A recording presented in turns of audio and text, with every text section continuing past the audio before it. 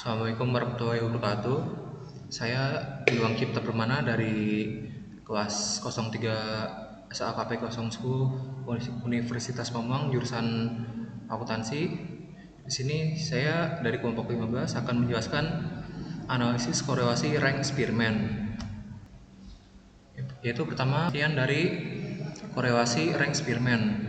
Korelasi rank Spearman digunakan untuk mencari tingkat hubungan atau menguji signifikansi hipotesis asosiatif bila masing-masing variabel yang dihubungkan datanya berbentuk ordinal dan sumber data antar variabel tidak harus sama. Dalam hal ini korelasi rank Spearman disimbolkan dengan RS atau terkadang juga ditulis dengan rho. Data yang digunakan pada korelasi ini adalah data berskala ordinal, maka dari itu sebelum dilakukan pengolahan data kuantitatif yang akan dianalisis perlu disusun dalam bentuk ranking terlebih dahulu. Nilai korelasi rank Spearman juga sama, yaitu berada di antara min 1 lebih kecil dari rho lebih kecil dari 1. Bila nilai rho sama dengan 0 berarti tidak ada korelasi atau tidak ada hubungan antara variabel independen dengan dependen. Jika nilai rho lebih dari 1 sama dengan tambah 1 berarti terdapat hubungan yang positif antara variabel independen dan dependen. Apabila nilai rho adalah negatif 1 berarti terdapat hubungan yang negatif antara variabel independen dan dependen. Dengan kata lain, tanda plus dan minus menunjukkan arah hubungan di antara variabel yang sedang dioperasikan. Lalu di sini ada makna-makna dari nilai dari rho yang dapat diinterpretasikan. Di sini bila nilainya lebih kecil dari sama dengan 9 dan tidak sampai 1, kategorinya itu adalah sangat kuat. Lalu untuk di kategori 0,7 kurang dari 0,7 sampai tidak lebih dari 0,9 kategorinya sangat kuat dan seterusnya. Lalu untuk rumusnya ini ada rho sama dengan 1 dikurang 6 sigma d kuadrat per n2 n kuadrat kurang 1, dimana keterangannya adalah rho adalah koefisien korelasi rank Spearman, d2 adalah ranking yang dikuadratkan, dan n adalah banyaknya data. Jika dilakukan secara manual, maka langkah dalam melakukan uji korelasinya adalah sebagai berikut. Jumlahkan skor item-item di tiap variabel untuk mendapatkan skor total variabel. Misalnya, cari skor total variabel X dengan mentotalkan item-item variabel X. Lalu kedua, lakukan ranking skor total X atau Rx dan ranking skor total Y, Ry. Pembuatan ranking dapat dimulai dari nilai terkecil atau nilai terbesar tergantung permasalahannya. Bila ada data yang nilainya sama, maka pembuatan ranking didasarkan pada nilai rata-rata dari ranking data tersebut. Apabila proporsi angka yang sama tidak besar, maka formula di atas masih bisa digunakan. Ketiga, cari nilai D yaitu selisih dari Rx kurang Ry.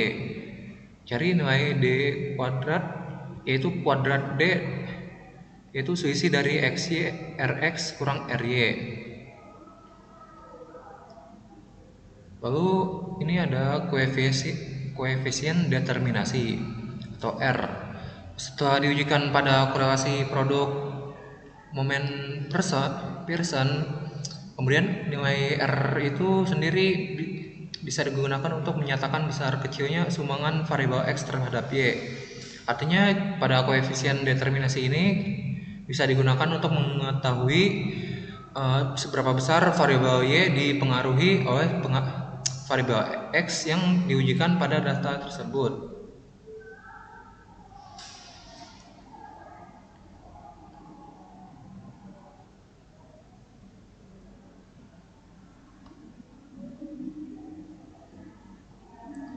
R cenderung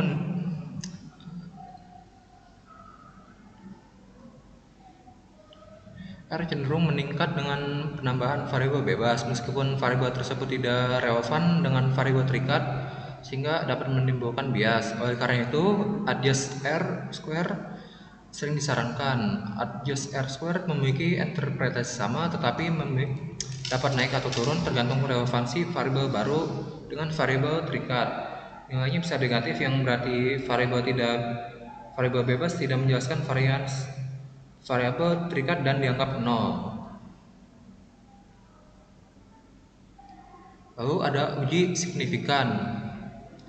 Setelah nilai rho sudah didapatkan, maka langkah selanjutnya adalah dengan uji Z. Adapun rumus dari uji Z adalah sebagai berikut. Z hitung sama dengan rho per 1 per akar N kurang 1, di mana Z hitung adalah nilai dari uji Z, rho adalah nilai korelasi rank Spearman, dan banyaknya data. Adapun kriteria penolakan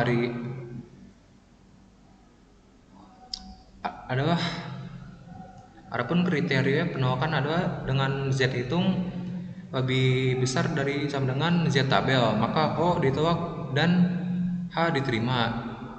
Cara membaca tabel Z adalah misalnya taraf keyakinan 90% dengan alfa 0,05, lalu nilai alfa yang diperoleh dari 100% dikurang 95% sama dengan 5%. Itu cara menentukan taraf keyakinannya. Lalu kedua, tentukan jenis uji. Uji dua sisi digunakan jika hipotesis menyebutkan terdapat hubungan. Uji satu sisi digunakan jika hipotesis menyatakan terdapat hubungan positif negatif dengan arah tertentu. Lalu tiga, kita mencari nilai dari tabel Z. Untuk uji dua sisi dengan alfa 0,05, interval keyakinan dibagi 2 yang menjadi 0,0250. Lalu kita cari nilai pada tabel Z yang mendekati 0,025.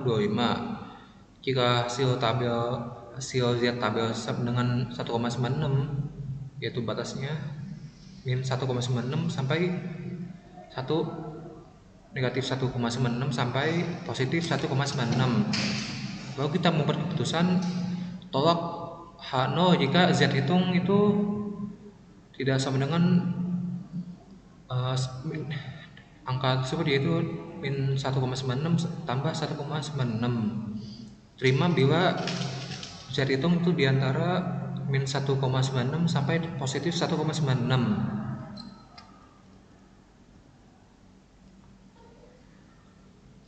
Lalu sekian dari saya. Nanti ada contoh soal yang akan diberikan oleh teman saya yang itu Rida. Lalu di sini saya Rida Putri Slani dengan NIM 231011201155 ingin menjelaskan mengenai contoh soalnya. Teman-teman bisa lihat di sini ada tabel mengenai jika diketahui data mengenai kedisiplinan sebagai variabel X dan kinerjanya sebagai variabel Y dengan tabel berikut. Teman-teman bisa nyimak ya. Ini tabelnya. Lalu ini tabel penolongnya nih. Oke, kita lanjut. Nah, jadi untuk penyelesaiannya ini ada RHO yang telah dijelaskan oleh Gilang. 1 dikurang 6 sigma D2 pangkat 2 dibagi N pangkat 2 minus 1. Dan lalu untuk RHO-nya di bawahnya ini ada RHO 1 min 6 dikali 3 1,5 dibagi 10 buka kurung 10 kuadrat dikurang 1 tutup kurung. Lalu lanjut lagi RHO sama dengan 1 sama dengan 189 dibagi 990. Lalu RHO-nya itu hasilnya ini ya, 1 dikurang 0,1909 sama dengan 0,8091. Kenapa? Karena hasil RHO adalah 0,81, maka dikategorikan kuat pada tabel interpretasi data korelasi rank Spearman. Nah, jadi gimana sih penyelesaiannya, Kak? Nah, penyelesaiannya itu ada koefisien determinasi KD sama dengan R sama dengan RHO pangkat 2 dikali 100%. Jadi untuk hasil yang tadi itu kan 0,81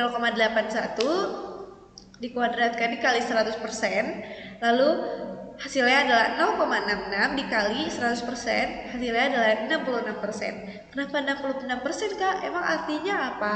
Nah, artinya itu yaitu variabel kinerja dipengaruhi oleh variabel kedisiplinan senilai 66%, sisanya adalah 34% dipengaruhi oleh variabel lain. Nah, lalu untuk penyelesaiannya juga ada langkah uji hipotesis masalah korelasi. Yang pertama, menentukan uji hipotesis HO sama dengan P sama dengan 0. Kenapa 0 Kak? Karena tidak ada hubungan korelasi yang signifikan antara kedisiplinan dan kinerja ya teman-teman. Nah, HA sama dengan P sama dengan 0 ada hubungan atau korelasi yang signifikan antara kedisiplinan dan kinerja. Lalu yang untuk kedua ada taraf signifikan A sama dengan 0,01 atau kita bisa biasa sebut 1%. Lalu untuk yang ketiga menentukan statistik uji. Nah, gimana sih Kak caranya untuk menentukan statistik uji? Nah, ini ada contohnya ya teman-teman ya. Jadi ada Zitung sama dengan RHO dibagi 1 dibagi lagi dengan apa Kak? Dibagi lagi dengan akar N-1. Lalu untuk yang keempat ada menentukan daerah atau penolakan. Kriteria uji HO ditolak jika Z hitungnya kurang lebih dari Z tabel sama dengan 0,5 atau 0,5 dikali 0,01. Lalu untuk yang kelima ada perhitungan RHO sama dengan 0,81 sehingga kita hitung nih teman-teman ya pakai dengan rumus tadi itu yang menentukan statistik uji, yaitu adalah Z hitung sama dengan 0,81 dibagi 1 dibagi lagi dengan akar N-nya tadi kan ada 10, N-nya itu adalah 10 dikurang 1 jadi sama dengan hasilnya 2,5. Nah untuk kesimpulannya itu HO itu ditolak jika Z dihitung kurang dari Z tabel.